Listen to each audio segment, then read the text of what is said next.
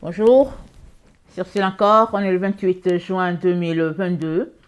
Alors, je viens sonner la trompette ce matin encore et je viens proclamer le retour de notre Seigneur Jésus-Christ. Soyons tous bénis, amen, et que sa joie soit notre force en ce jour. Alors, je viens apporter une exhortation sur un passage que le Seigneur m'a donné ce matin. Autour 3h, 4h, je ne me rappelle plus exactement de l'heure. Et il m'a donné 2 Timothée 4, le verset 2. Et donc, je me suis rendu compte que, tiens, c'est pour moi. Mais au fait, c'est parce que avant-hier, j'avais commencé un message que je n'ai pas fini, que j'avais l'intention de finir, et puis je ne l'ai pas fini. Et hier, je ne l'ai pas apporté non plus. Et aujourd'hui, donc, il me donne ce passage. Quand j'ai lu, j'ai directement fait la connexion à mon message qui n'est pas encore en ligne, mais que je vais mettre après celui-là. Comme ça, quand tu vas écouter ce message-ci, tu vas aller directement suivre celui qui est au-dessus, c'est-à-dire que celui qui sera rentré après. Alors, donc, voilà ce qu'il dit. 2 Timothée 4, le verset 1. Je t'en conjure devant Dieu et devant Jésus-Christ qui doit juger les vivants et les morts, et au nom de son apparition et de son royaume, prêche la parole, insiste en toute occasion, favorable ou non, reprend, censure, exhorte avec toute douceur et en instruisant. Car il viendra un temps où les hommes ne supporteront pas la saine doctrine, mais ayant la démangeaison d'entendre les choses agréables, ils se donneront une foule de docteurs selon leurs propres désirs, détourneront l'oreille de la vérité et se tourneront vers les fables. Mais toi, sois sobre en toutes choses, supporte les souffrances, fais l'œuvre d'un évangéliste, remplis bien ton ministère. Amen. C'est quoi la saine doctrine? C'est quoi la saine doctrine? Est-ce que quand on lit les Écritures, on voit exactement la doctrine de Jésus-Christ? Est-ce qu'on la voit? Alors, Paul a dit dans 1 Timothée 3, le verset 11, il a encore parlé à peu près dans ce même sens-là. Il a dit, car personne ne peut poser un autre fondement que celui qui a été posé, à savoir Jésus-Christ. Donc, la doctrine, c'est le fondement. OK? Mais c'est quoi le fondement de la doctrine de Jésus? Est-ce que c'est écrit? Est-ce que quelqu'un nous a dit dans les... C'est-à-dire que quand on prend la Bible, est-ce qu'on voit que c'est écrit que voici la doctrine de Jésus, A, B, C. Est-ce qu'on voit ça? On ne voit pas.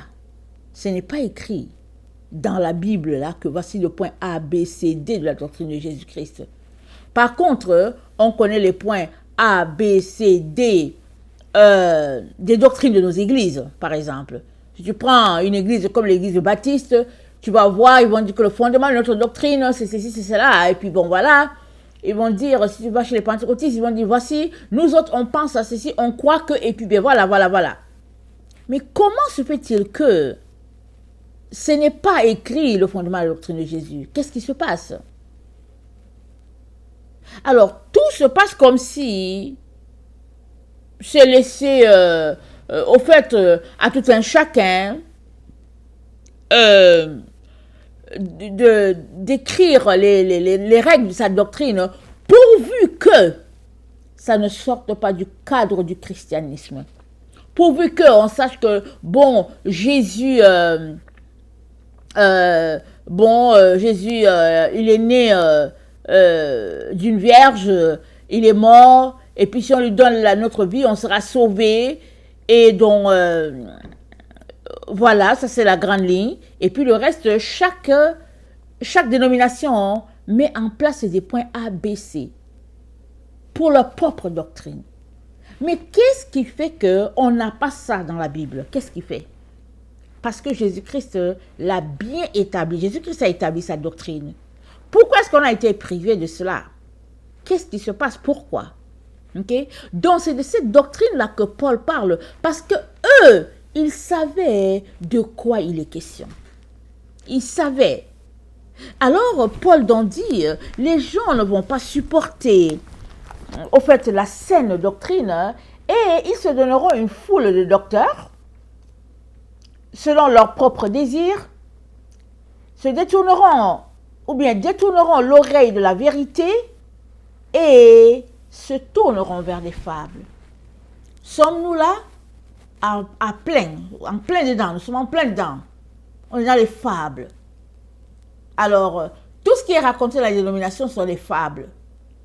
Oui, ma dénomination, elle est comme ci, elle est comme ça. Nous, on croit ceci, on croit cela. Et puis, on serre la main de la personne pour dire bienvenue et tout. Mais il est très important que toi et moi, nous puissions marcher selon la doctrine de Jésus-Christ. Alors, si on ne l'a pas, parce que ça a été écrit, mais nous, on ne l'a pas, mais gloire à Dieu, le Seigneur, dans ses différentes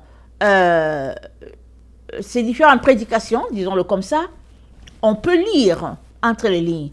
Par exemple, on sait par exemple qu'on repose dans la doctrine de Jésus-Christ un amour entre frères et sœurs. Ça, c'est fort. Parce qu'il a dit, de tous les commandements, il dit tous les commandements se résument en ces deux-là. Tu aimeras le Seigneur ton Dieu de tout ton cœur, de toute ta pensée, de toute ton âme, de toute ta force. Et le second, c'est que tu aimeras ton prochain comme toi-même. Donc voilà les deux qu'il a établis, c'est-à-dire qu'il a résumé. Et quand on prend ces deux doctrines-là, pas ces deux doctrines, quand on prend ces deux règles-là, la première envers Dieu, et puis l'autre envers son prochain, on se rend compte que, au fait, ce n'est que l'amour. Parce que aimer Dieu de tout son cœur, de toute sa force, de toute son âme, de toutes ses pensées, s'exprime dans ton amour pour ton frère et ta sœur. Si tu n'es pas capable d'aimer ton frère et ta sœur que tu vois avec tes deux yeux, ce n'est pas possible que tu puisses aimer Dieu que tu ne vois pas. Ce n'est pas possible. Tu ne peux pas aimer Dieu. Dieu voit ton amour pour lui alors que tu te déploies dans la vie de ton frère et ta sœur. C'est comme ça qu'il voit ton amour pour lui. Et si tu te déploies pour Dieu, mais que ton frère et ta sœur sont là à tes côtés, mais ils croupissent dans les difficultés, tu es tout simplement en train de prouver à Dieu que tu es un hypocrite. Tu es en train de prouver à Dieu que tu cherches quelque chose que tu aimerais qu'il te donne. Alors, tu essaies de faire ton possible pour lui montrer que tu l'aimes. Mais Dieu dit, non, non, non. Il dit, si tu m'aimes, alors, démontre-moi ton amour là, par ton frère, par ta sœur que tu as appelé à aimer. Et que tu as appelé à aimer comme toi-même, comme tu t'aimes toi-même. Alors, quelle est donc la doctrine établie par notre Seigneur Jésus-Christ que nous n'avons pas, que nous n'arrivons pas à lire entre les lignes, parce que ce n'est pas là. Alors, donc, comme je vous ai dit, n'oubliez pas d'écouter la vidéo qui suivra celle-là. Ok? Alors, dans Jérémie 6,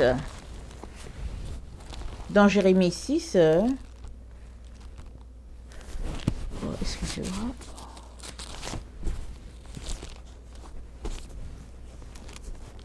Le verset 15, il est dit, ils seront confus, car ils commettent des abominations. Ils ne rougissent pas, ils ne connaissent pas la honte. C'est pourquoi ils tomberont avec ceux qui tombent. Ils seront renversés quand je les châtierai, dit l'Éternel. Ainsi parle l'Éternel, placez-vous sur les chemins. Regardez et demandez quels sont les anciens sentiers. Quelle est la bonne voie? Marchez-y et vous trouverez le repos de vos âmes. Mais ils répondent, nous n'y marcherons pas. Donc voilà, il dit, placez-vous sur les chemins. Regardez et demandez quels sont les anciens sentiers. Quelle est la bonne voie? Marchez-y et vous trouverez du repos pour vos âmes. Et dans Proverbe 8, sagesse parlant d'elle-même nous dit que, attendez, le verset 2, c'est au sommet des hauteurs près de la route, c'est à la croisée des chemins qu'elle se place, la sagesse. À côté des portes, à l'entrée de la ville, à l'intérieur des portes, elle fait entendre des cris. Homme, c'est à vous que je crie, et ma voix s'adresse au Fils de l'homme. Stupide, apprenez le discernement. Insensé, apprenez l'intelligence. Écoutez, car j'ai de grandes choses à dire. Et mes lèvres s'ouvrent pour enseigner ce qui est droit. Car ma bouche proclame la vérité, et mes lèvres ont en horreur le mensonge. Toutes les paroles de ma bouche sont justes. Elles n'ont rien de faux ni de détourné. Toutes sont claires pour celui qui est intelligent, droites pour ceux qui ont trouvé la science. Préférez mes instructions à l'argent, et la science à l'or le plus précieux, car la sagesse vaut mieux que les perles. Elle a plus de valeur que tous les objets de prix. Alors, les anciens sentiers, sur l'ancien sentier, où les héros de la foi ont marché, se trouvait sagesse. Donc, ils ont marché selon la révélation de la sagesse, sur l'ancien sentier. Et sagesse nous révèle que sur ces sentiers-là, le sentier des anciens, là, se trouvent les chemins, se trouvent aussi des portes. Parce qu'on lit, on a parlé de portes, on a parlé de chemin, on a parlé de sentier. Ok? 3 éléments importants pour se rendre. Souvent, on aura juste besoin d'un sentier et puis ben voilà, on est arrivé et puis voici la porte, la maison et puis on entre.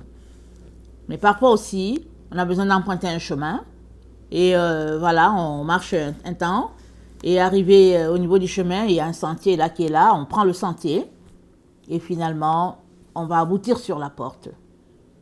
Et Jésus-Christ donc étant venu, Dieu sur terre, amen, le Logos, il est venu nous révéler le sentier des anciens. Alors, c'est pourquoi Jérémie, il insiste, il dit de marcher sur l'ancien sentier. Parce que Jérémie l'a vécu avant Jésus. Okay? Il a vécu avant Jésus. Et déjà, dans les temps anciens, c'était établi les sentiers de la lumière, les sentiers de la vérité. On peut par exemple prendre Enoch. Enoch a marché avec Dieu et il ne fut plus parce que Dieu l'a pris. Parce qu'il était vraiment pur devant Dieu. Et Dieu l'a pris. Mais comment a-t-il marché? Puisque, en ce temps, il n'y avait pas de Bible. Parce que s'il faut juste dire que la Bible, c'est elle qui nous indique le chemin, mais en ce temps, il n'y avait pas de Bible. Et donc, a fait comment? Okay? Job, on nous dit que Job était contemporain, pas d'Abraham. Il paraît qu'il a vécu bien avant Abraham. Mais je ne sais pas, j'ai oublié de qui il était contemporain. Mais Job a marché avec Dieu. Et on connaît son histoire. Et on sait comment il a été attaqué par l'ennemi et comment Dieu lui a redonné une double portion de tout ce qu'il avait perdu. Il a marché avec Dieu. Et quand on prend les écrits de Job, on est frappé par la sagesse qui sort de là.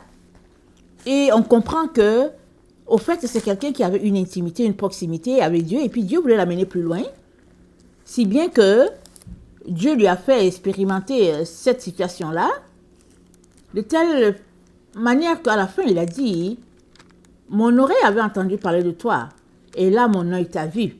Mon œil t'a vu parce que il a été restauré au niveau de sa santé, et puis il a été réhabilité au niveau, au niveau social, parce que même ses amis avaient commencé à l'accuser et à le traiter de quelqu'un qui était pécheur, parce que les douleurs qui étaient celles de Job étaient telles que les gens se disaient non, c'est pas possible qu'il n'ait pas péché. Et Job, c'est la personne qui nous dit dans Job 28, le verset 12, mais la sagesse, où se trouve-t-elle? Où est la demeure de l'intelligence? L'homme n'en connaît point le prix. Elle ne se trouve pas dans les terres des vivants. L'abîme dit, elle n'est point en nous. La mer dit, elle n'est point avec nous. Elle ne se donne pas contre de l'or pur. Elle ne s'attache pas. Elle ne s'achète pas au poids de l'argent. Elle ne se pèse pas contre l'or d'Ophir, ni contre les précieux onyx, ni contre le saphir. Elle ne peut se comparer à l'or, ni au verre. Elle ne peut s'échanger pour un vase d'or fin. Le corail et le cristal ne sont rien auprès d'elle. La sagesse vaut plus que les perles. La topaze d'Éthiopie n'est point son égale. Et l'or pur n'entre pas en balance avec elle. D'où vient donc la sagesse? Où est la demeure de l'intelligence? Elle est cachée aux yeux de tout vivant. Elle est cachée aux oiseaux du ciel. Le gouffre de la mort, disent nous en avons entendu parler. C'est Dieu qui en sait le chemin. C'est lui qui en connaît la demeure, car il voit jusqu'aux extrémités de la terre. Il aperçoit tout sous les cieux. Quand il régla le poids du vent et qu'il fixa la mesure des eaux, quand il donna des lois à la pluie et qu'il traça la route de l'éclair et du tonnerre, alors il vit la sagesse et la manifesta. Il en posa les fondements et l'a mis à l'épreuve. Puis il dit à l'homme, voici la crainte du Seigneur, c'est la sagesse. S'éloigner du mal, c'est l'intelligence. Donc voici le chemin sur lequel ont marché les héros de la foi. C'est ça l'ancien sentier. C'est pas juste ici, ça c'est ok. Disons que c'est le point A. C'est ça, un point A dans l'ancien sentier. Alors, Jésus-Christ donc a enseigné 3 points qui nous mènent à la vérité. Nous avons la sagesse que je viens d'énumérer. L'autre sentier que Jésus-Christ a énuméré, c'est le sentier de la nature. Okay? Vous savez, on n'a pas tous les enseignements de Jésus. On n'a pas tous les enseignements. Dieu merci pour ceux-là qu'on a. Dans la Bible, on le loue, on le célèbre. Et je vous dis, je vous encourage à lire la Bible à tous les jours et à la lire et à la décortiquer. N'entrez pas dans le piège de toutes ces personnes-là qui disent que la Bible a été modifiée plusieurs fois. La Bible n'a pas été vraiment écrite pour que les gens rencontrent le Seigneur. La Bible, etc. La Bible, n'entrez pas dedans. Parce qu'une fois que tu entres dedans, tu seras pris dans ce piège-là, ce tourbillon-là, tu ne pourras pas en sortir. Mais si tu passes ton temps à lire la Bible, même les plans les plus cachés de l'ennemi, pour te nuire, ils seront anéantis. Parce que alors que tu lis la Bible, elle devient parole vivante pour toi, entre les lignes. Ok? Si tu lis juste comme ça, c'est sûr que c'est lettre morte. Mais si tu lis, et en même temps, tu demandes l'intervention de l'Esprit de Dieu, ces mêmes lettres-là, elles deviennent vivantes pour toi. Et de là, tu vas découvrir le chemin, le sentier qui mène à la vie. En tout cas, moi je vous le dis, pour que je sois aujourd'hui là, en train d'enseigner la doctrine de Jésus-Christ, j'ai dû lire la Bible, la souligner, la lire et la relire, lire et relire. Et puis, me buter à beaucoup de choses, mais, par la grâce de Dieu, le Seigneur finit par m'indiquer le chemin. Et je vais vous dire, il est très important de ne pas se limiter. Si tu te limites, tu n'entendras pas Dieu. Parce que l'endroit où tu te limites, c'est l'endroit où se trouve la gloire de Dieu. L'endroit où tu te limites, c'est l'endroit où se trouve la gloire de Dieu. Alors, il est très important que tu laisses Dieu être Dieu dans ta vie. Fais sauter tes barrières, tes balises à toi. Ok, si tu as des balises et qu'elles viennent de Dieu, ok, c'est correct. Mais ne viens pas fixer des barrières pour toi-même. Parce que tes barrières peuvent être ce qui te fermera la porte de la vérité. Alors, Jésus-Christ a enseigné qu'il y a 3 sentiers qui mènent à la vérité. On vient de voir le sentier de la sagesse. Et le sentier de la sagesse, il est divisé en 2. Il y a l'expérience des gens et il y a la connaissance. Donc, on vient de le voir ici dans Job 28.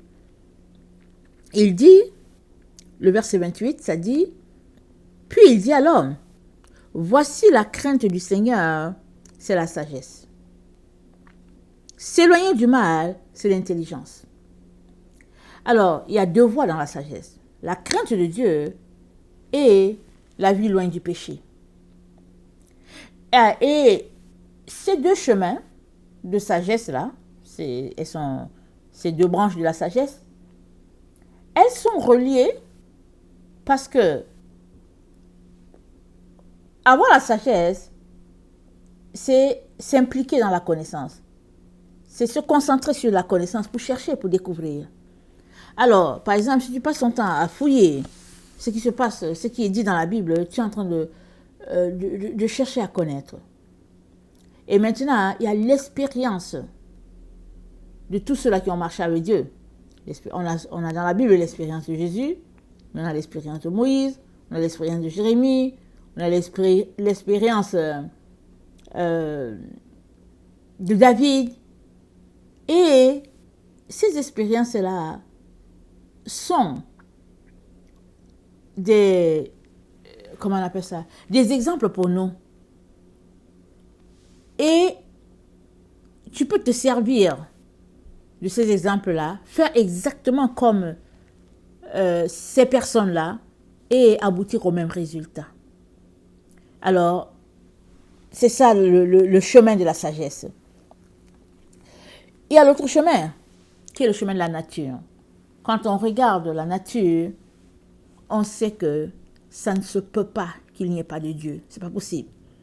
On regarde la beauté de la mer, on regarde la beauté de l'arc-en-ciel, la beauté d'un ciel, par exemple, de toutes les couleurs. Suppose que tu es en été, tu vois le ciel, il est moutarde, il est violet, il est bleu. Tu regardes tout ça, tu te dis non, ça se peut pas, une telle beauté.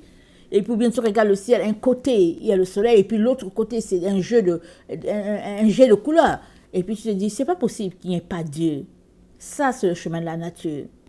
Et dans le chemin de la nature, Dieu parle beaucoup. Il y a beaucoup de personnes qui ont rencontré Dieu par le chemin de la nature.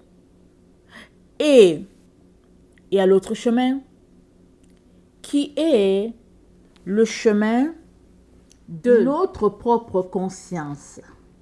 Alors, notre propre conscience, c'est la lumière que Dieu a mis en nous.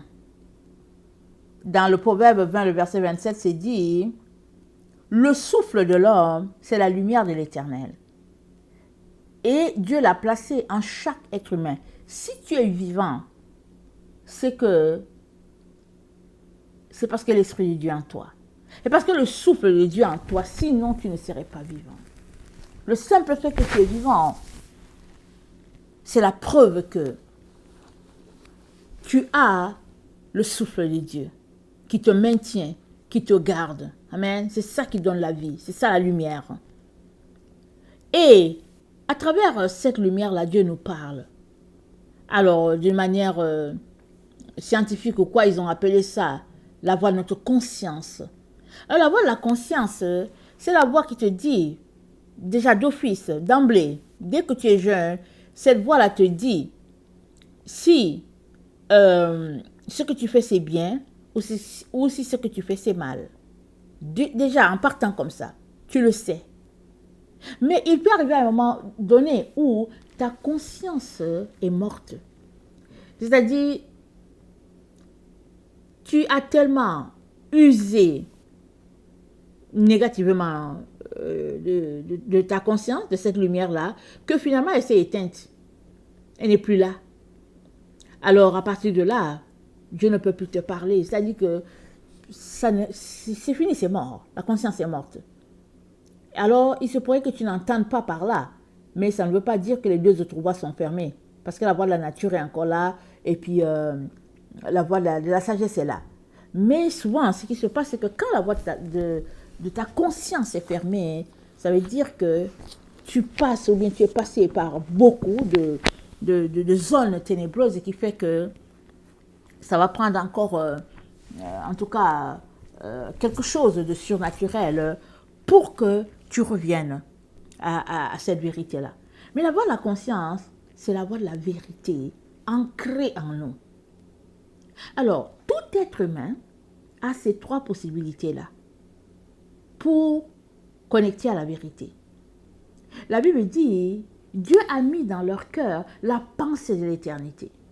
La Bible dit aussi que Dieu va juger les gens qui sont sans loi avec leur loi. C'est-à-dire les gens qui sont sans la loi de l'Éternel, Dieu va les juger avec leur loi à eux parce que Dieu a placé dans le cœur de chaque être humain une loi qui nous confirme que nous sommes dans le vrai ou nous sommes dans le faux. Sinon, Dieu serait injuste. Donc, Dieu a mis cela dans nous.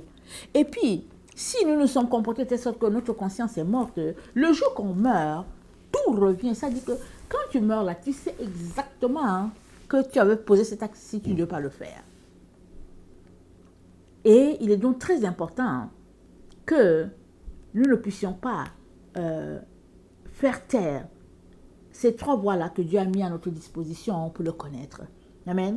Ce sont les voies de lumière. Ce sont les voies de la vérité. Et ces trois sentiers-là font partie des doctrines de la doctrine de Jésus-Christ. Par exemple, sur le sentier de la propre conscience, ça regarde toi dans ta relation avec Dieu personnel. C'est-à-dire que si Dieu ne te parle pas et que pour te parler, il faut à tout prix qu'il passe par quelqu'un d'autre, il y a un problème. Ok? Il y a un problème. Mais, très souvent, la voix de ta conscience, tu commences à entendre Dieu depuis que tu es petit. Ok? Et il vient un moment où Dieu ajoute quelque chose. Il va par exemple te parler par la voix de la sagesse. Il va par exemple te parler par la voix de la nature, exemple. Mais Dieu nous parle à tous les jours. Et des trois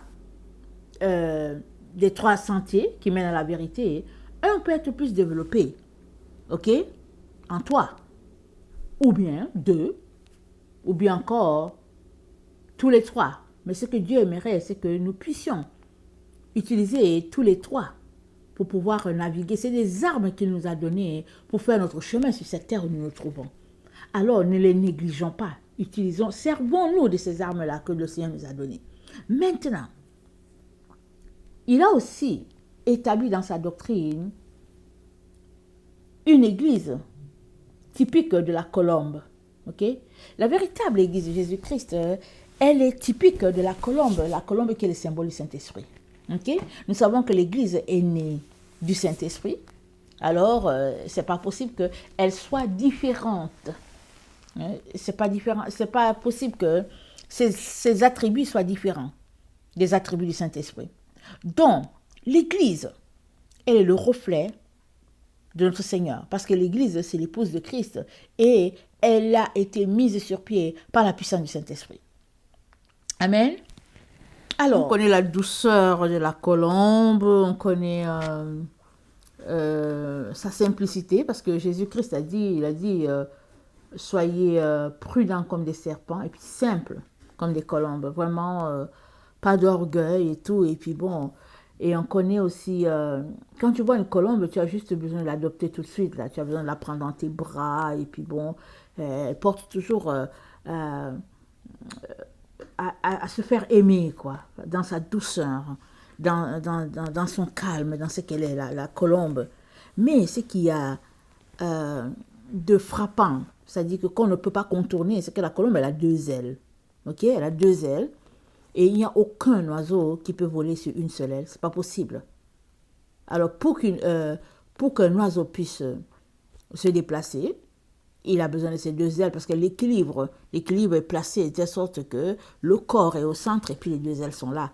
Quand bien même l'oiseau ne peut plus voler, s'il a une seule aile qui fonctionne, souvent l'oiseau même a la difficulté à se déplacer parce que tellement la douleur est là.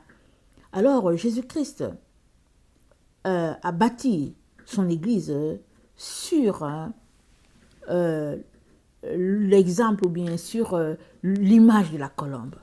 Alors voilà pourquoi dans Apocalypse 12, quand on dit, la Bible a dit que la femme, elle s'est envolée dans le désert, elle lui est préparée par Dieu, et il lui a été donné les deux ailes de l'aigle. L'aigle encore, l'aigle c'est le symbole de notre Seigneur Jésus, et les deux ailes encore, des instruments qui permettent à la femme de s'envoler, de se déplacer d'un point A à un autre point peut-être P, pour son refuge. Donc, si la femme n'avait pas les deux ailes, elle n'allait pas pouvoir y aller. Dieu ne lui a pas donné une seule aile, il lui a donné deux ailes afin qu'elle se déplace et qu'elle aille se réfugier dans cet endroit-là.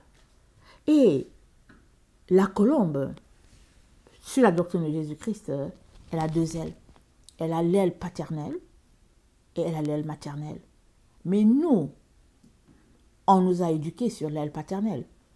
Il n'y a aucune personne chrétienne ici, là, sur la terre, qui va dire que dans son église où elle allait, on lui a parlé de la mère. Il n'y en a pas. On nous a éduqués sur une seule aile, l'aile paternelle. On nous a éduqués à avoir une relation avec Dieu le Père. Eh bien, on nous a éduqués. On nous a dit qu'il fallait qu'on ait une relation avec Dieu le Père. On nous a dit qu'il suffisait de donner sa vie à Jésus-Christ. Et puis c'était fini. Et puis qu'on était sauvé, qu'on a le salut. Et puis c'est, voilà, on n'a plus besoin de rien. C'est ça qu'on nous a dit dans les églises. En Occident, c'est ça qu'on nous a dit. Mais Jésus-Christ, bâtissant sa doctrine, a établi le principe des deux ailes. L'aile paternelle, l'aile maternelle. Alors si nous avons développé notre aile paternelle, dépendamment de comment tu faisais, l'aile maternelle, c'est quelque chose de nouveau pour nous. En tout cas, moi, c'était quelque chose de nouveau. Okay? C'était nouveau. Et par la grâce de Dieu, j'ai pu l'intégrer à ma vie. Et puis, j'ai aussi pu l'apprendre aussi à mes enfants. Dieu merci. Tu as besoin des deux ailes de la colombe pour pouvoir te mouvoir et pour pouvoir fonctionner dans le désert où tu te trouves. Parce que dans le désert, c'est un lieu aride, c'est un lieu de difficulté, d'épreuve, mais c'est aussi un lieu où on rencontre Dieu, dans le désert. Alors, si tu as une colombe qui manque une aile, ça veut dire que tu n'es pas en train de marcher sur la doctrine de Jésus. Ça veut dire qu'il y a un déséquilibre à quelque part, et puis la doctrine que tu professes avoir, elle n'est pas celle de Jésus. Et tu seras tenu pour rebelle par rapport à ce que Jésus-Christ a enseigné. Alors que tu le saches ou que tu ne saches pas. Parce que tu vas dire, oui Seigneur, je ne savais pas et tout. Mais Jésus sait si, sachant, tu aurais obéi ou pas. Donc il va te juger selon la loi qui est dans ton cœur. Mais maintenant que cette vérité-là est là, et qu'elle est révélée, il est très important que tu puisses arranger cette situation. Que tu puisses t'organiser pour que il y ait cet équilibre-là en toi. L'équilibre d'avoir la relation avec la mère, l'équilibre d'avoir la relation avec le père. Donc avoir la relation avec le père et la mère, Jésus-Christ l'a résumé, il a parlé de 14 communions. Les 14 communions, il a parlé de 7 communions que toi et moi devons avoir avec la mère, et puis 7 communions que nous sommes appelés à avoir avec le Père. Alors je vais les citer, et dont dans l'autre vidéo, que tu auras, tu vas voir un peu le comment de la communion. Ok, comment faire ta dévotion envers les 7 communions et puis comment te comporter devant notre Dieu par rapport à cela. Amen. Il est donc très important que tu puisses les mettre en pratique. L'Église de Jésus-Christ donc est à l'exemple de la colombe. Amen. Alors la colombe, elle représente l'épouse de Christ, l'Église de Jésus-Christ. Amen.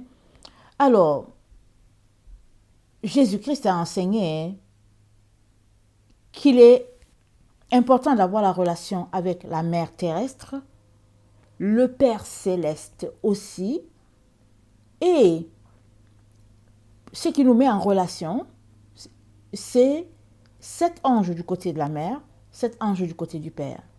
Alors, les 7 anges du côté de la mère, la communion, c'est dans la journée. Les 7 anges du côté du Père, la communion, c'est dans la nuit. Et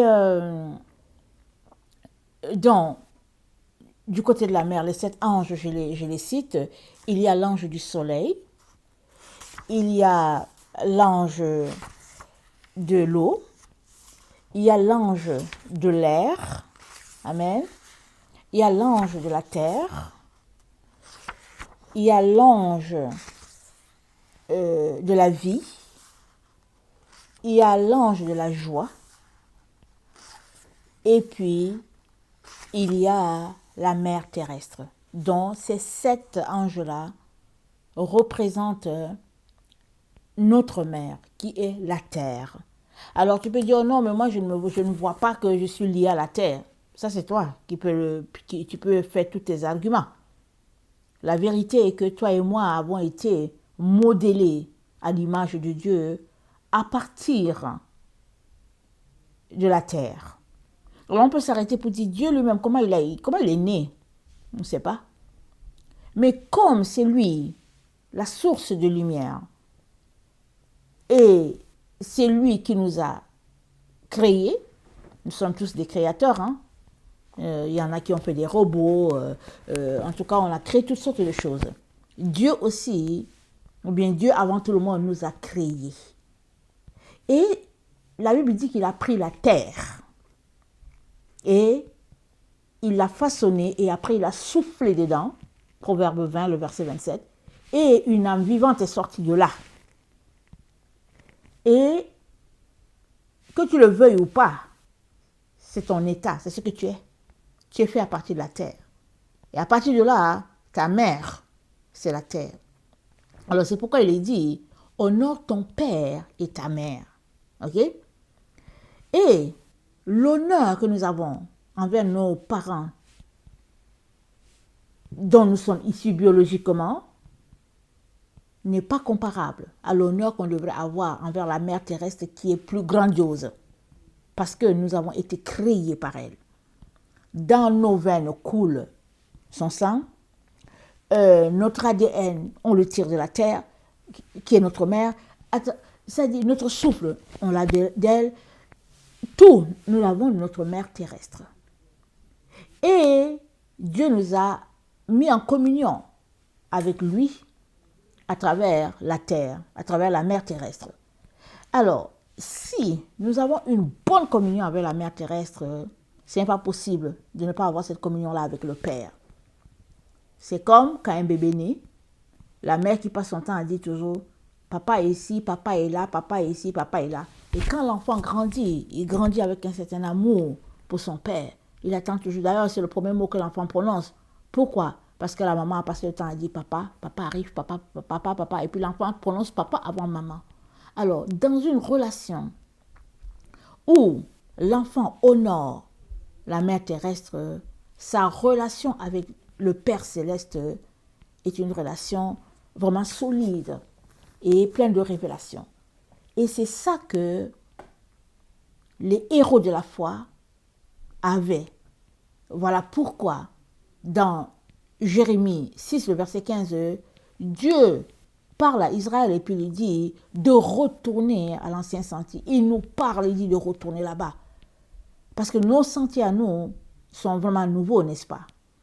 Alors, ceux qui s'appellent les chrétiens, eux, ils ont une relation avec Dieu sur une seule aile, l'aile du Père, et encore là, et encore là. Ceux qui ont la relation avec Dieu, ce sont ceux qui ont appris à se réveiller la nuit, et ce sont ceux qui passent 2 heures, 3 heures dans la présence de Dieu.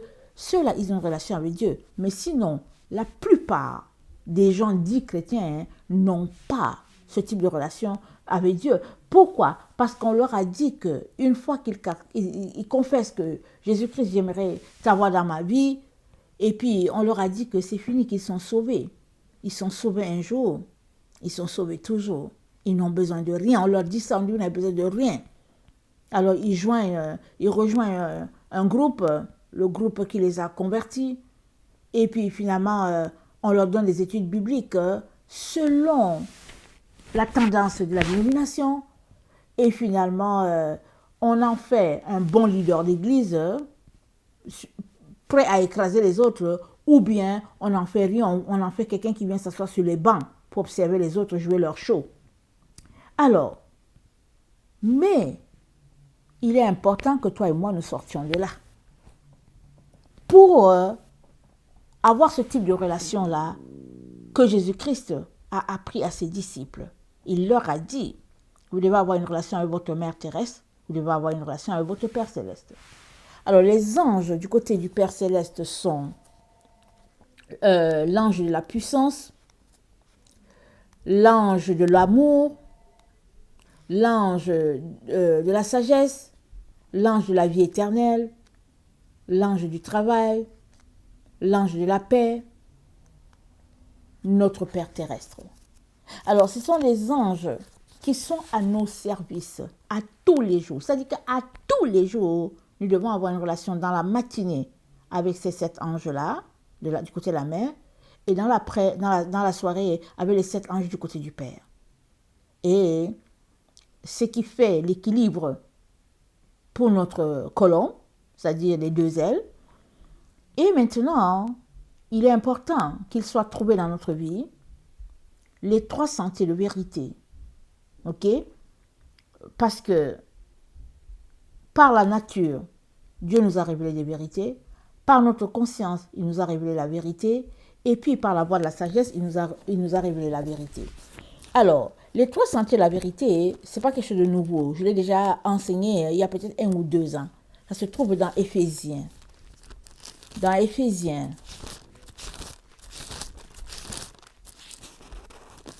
excusez, dans Éphésiens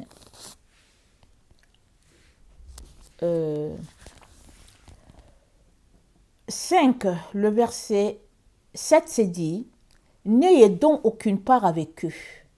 Autrefois, vous étiez ténèbres, et maintenant, vous êtes lumière dans le Seigneur. » C'est-à-dire, vous êtes vérité dans le Seigneur. La lumière, c'est la vérité. Alors, il dit, marchez comme des enfants de lumière. Il dit, le fruit de la lumière consiste en toutes sortes de bonté, de justice et de vérité. Donc, le sentier de la lumière, voilà ce en quoi ça consiste. Ou bien, si nous voulons, on peut dire les sentiers de la vérité, parce que la lumière, c'est synonyme de la vérité. Alors, les 3 sentiers sont là.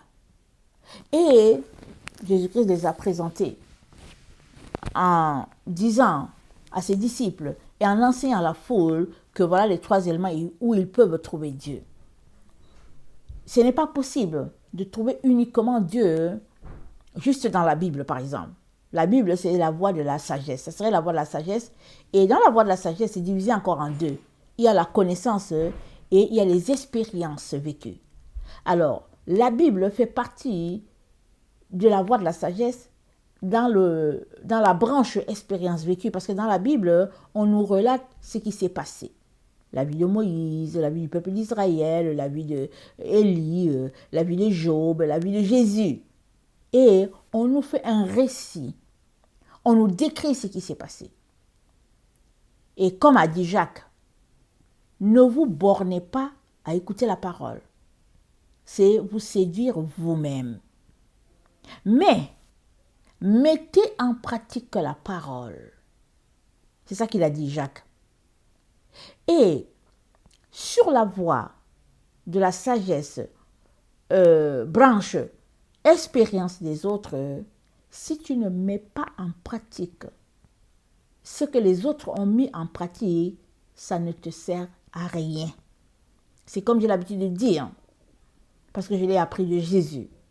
J'ai l'habitude de dire, si tu racontes juste aux gens ce que Jésus-Christ a fait, ça ne te change pas. Pour que tu sois changé et transformé, c'est que, oui, il faut raconter aux gens ce que Jésus-Christ a fait, mais il faut que toi aussi, tu mettes en pratique ce que Jésus-Christ a fait. L'apôtre Paul a dit quoi? Il a dit, soyez mes imitateurs, comme moi je le suis de Christ. Moi j'ai dit, Seigneur, vraiment, je tire chapeau à l'apôtre Paul de pouvoir dire cela. Ça veut dire qu'avec certitude, ce frère-là, il a marché dans la crainte de Dieu. Parce que ce n'est pas possible, ce n'est pas facile de venir dire que, imitez-moi. En tout cas, moi, je ne vais pas vous dire de m'imiter. Je ne vais pas vous dire de m'imiter. Parce que je suis toujours en train de cheminer, à tendre vers la perfection. Mais je suis contente pour quelqu'un comme Paul qui dit, imitez-moi. Alléluia, amen. Et nous devons tous parvenir au stade où on devrait dire à tout le monde, imitez-moi. Alors, la vidéo que j'ai commencé il y a 2 jours nous donnera un peu plus de détails sur comment apporter nos dévotions aux 14 communions établies par Jésus. Mais il n'y a pas juste que 14 anges. Après avoir énuméré ceux-là, comme on dit mes enfants, ils ont dit, mais maman, nos anges à nous sont où? J'ai dit, ben, ils ne sont pas dedans, mais ils sont aussi là. Et ils ont dit, ça veut dire que quand on sort, on a au moins 10 anges. J'ai dit, ben, c'est ça que vous avez compris. On a au moins 10 anges qui nous protègent. Et on a au moins 10. Et dans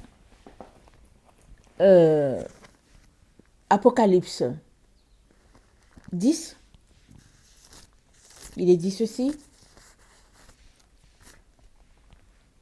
Je vis un autre ange puissant qui descendait du ciel, enveloppé d'une nuée. Au-dessus de sa tête était l'arc-en-ciel, et son visage était comme le soleil et ses pieds comme des colonnes de feu. Il tenait dans sa main un petit livre ouvert. Il posa son pied droit sur la mer, son pied gauche sur la terre. Il cria d'une voix forte comme rugit un lion. Quand il cria, les 7 tonnerres firent entendre leur voix. Et quand les 7 tonnerres eurent fait entendre leur voix, j'allais écrire, et j'entendis du ciel une voix qui disait « Scelle ». Ce qu'ont dit les 7 tonnerres, il ne les écrit pas, il ne l'écrit pas.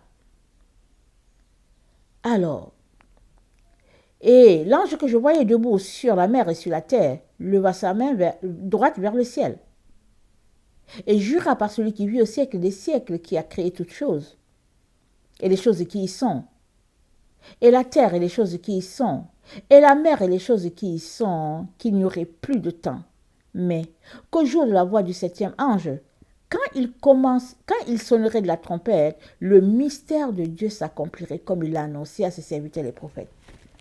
Donc cet ange-là, il vient pour boucler la boucle comme on dit. Et avant cela, il est important que nous puissions réparer ce qui n'a pas été dans notre vie. Amen. C'est pourquoi Dieu nous dit, souvenez-vous de la loi de Moïse, mon serviteur, en Horeb, la loi que j'ai prescrite à Moïse. Alors, si on prenait par exemple la Bible, par exemple, non, si on prenait la Torah, ok, et que on la lisait en anglais ou en français, on verrait dedans plein d'éléments que nous n'avons pas dans notre Bible. Pour une raison X, moi je ne sais pas. Il y a plein d'éléments. Et même dans la Torah, il y a les sentiers de la purification. Il y a la façon, comment procéder pour être purifié, pour être sanctifié. C'est écrit là-dedans. Mais dans notre Bible, ce n'est pas écrit. Comme j'ai dit, c'est laissé libre à la dénomination. Mais il est important que toi et moi puissions marcher, non selon nos dénominations, mais marcher selon ce que Dieu a établi. Amen. Et je vais vous partager quelque chose que j'ai vécu aujourd'hui. J'étais en train de prier. J'ai prié en langue. Vous savez, quand on prie en langue, à moins que Dieu ouvre notre intelligence pour qu'on comprenne, très souvent, on ne sait pas ce qu'on prie. Et Dieu agit après. Ok. Donc, je priais en langue, je priais en langue. Ça faisait longtemps que je priais en langue. Alors, pendant que je suis en train de prier en langue, j'entends quelqu'un qui me pose la question, qui me dit, mais est-ce que toi, tu es... comment on appelle ça? Est-ce que toi, tu es chrétienne? Tu es de la dénomination chrétienne? Et puis, moi, j'ai répondu, moi, pas moi si là, Ursule, mais moi qui étais dans le spirituel, parce que je me suis vue là-bas avec la personne. Et puis moi, j'ai répondu à la personne, j'ai dit non, nous, on a toujours été de l'église orthodoxe. J'ai dit ça. Et puis, je suis sortie de mon parler en langue. J'ai dit quoi? Le Seigneur a dit que oui. Tu as toujours été orthodoxe. Et puis l'église orthodoxe, c'est la vraie église. C'est l'église qui a été établie. Et sur la base de ce que Dieu veut. Et dans l'église orthodoxe, nous savons que la base de ça, c'est la Théotokos. Et puis la Théotokos, c'est la mère de Dieu. Et puis les choses sont établies là, comme ça. Et puis moi, je suis restée, j'ai dit oui, j'ai dit Seigneur, j'ai toujours été orthodoxe. Il dit oui, parce que c'est la doctrine de la vérité. Alors, j'ai dit Seigneur, mais si c'est ça, mais pourquoi est-ce qu'il y a 1000 dénominations? Évidemment, l'apôtre Jean a dit quoi? L'antichrist arrive. Il dit, il y en a déjà plusieurs. Mais il dit, ce n'est pas encore ça. Il a parlé au 1er siècle. Et on est au 21e. Alors, avec l'avènement de l'antichrist, on savait que c'était des scissions par-ci, par-là, des séparations par-ci, des branches et puis des mini-branches et puis des méga-branches. Donc, voilà.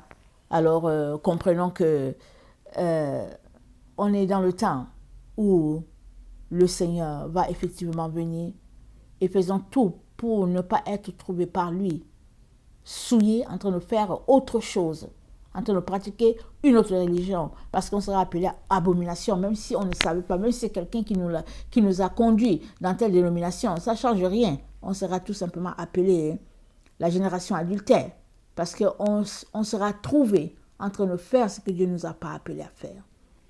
Amen. Que le Seigneur bénisse sa parole. Je vous aime beaucoup et Dieu davantage. Maranatha, Jésus revient. Amen et amen.